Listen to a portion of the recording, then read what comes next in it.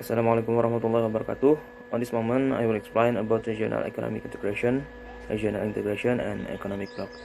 What is regional economic integration? Is an agreement between countries in a geographic area to reduce and ultimately eliminate tariff and non-tariff barriers to the flow of goods, services, and factor of production between countries. The move toward regional economic integration is generally seen as a good thing, but some observers fear that it will lead to a world in which regional trading blocs will compete with each other. In this scenario in the future, free trade will exist in every bloc, but each bloc will protect its market from outside competition with high tariff. Okay, next, economic integration level. The level of economic integration from the lowest to the most integrated start from free trade area. In free trade area, all barriers to trade in goods and services between member countries will be removed. There are no discriminatory tariff, quota, subsidies, or administrative barriers that are possible to distort trade between members. Each country is allowed to determine its own trade policy with regard to countries that are not members of its economic integration. The second, customs union.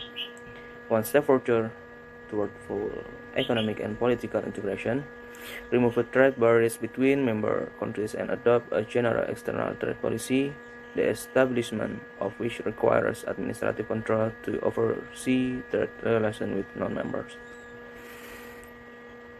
3. Common market. Do not have trade barriers between member countries, including general external trade policies between member countries, including general external trade policies, and allow production factor to move freely between members. 4. Economic union. Apart from involving the free flow of products and factor of production between member countries and the implementation of general external trade policies, it also requires a common currency, harmonization of member tax rates, and common monetary and fiscal policies. 5. Or the last, politic union. It is a central political tool to coordinate the economic, social, foreign policies of member countries. Next, reason for regional integration. The reason for regional integration include both economic and political case.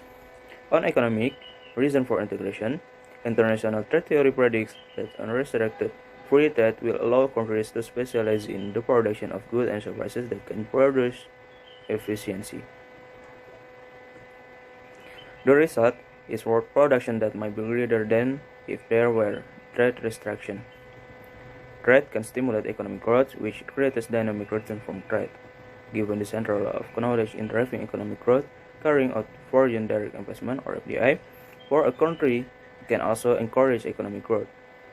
In short, economic theory shows that free trade and investment are used by participating countries to gain profit.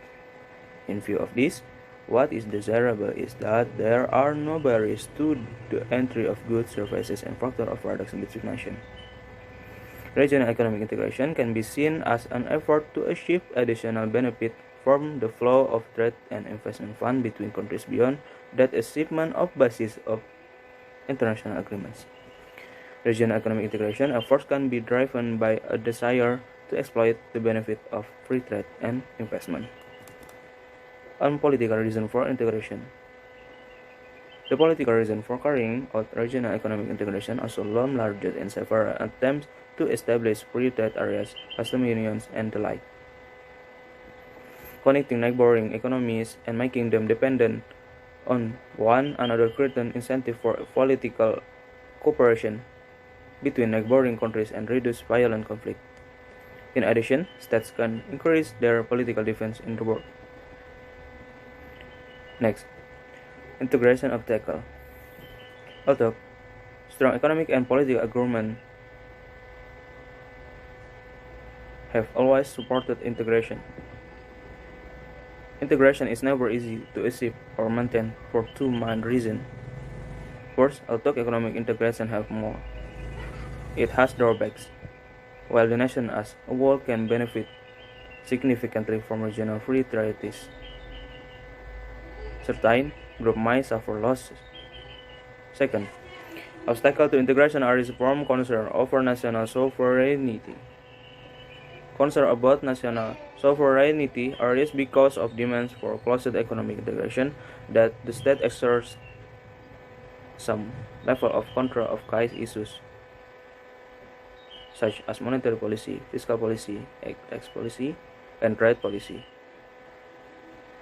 Okay, thanks.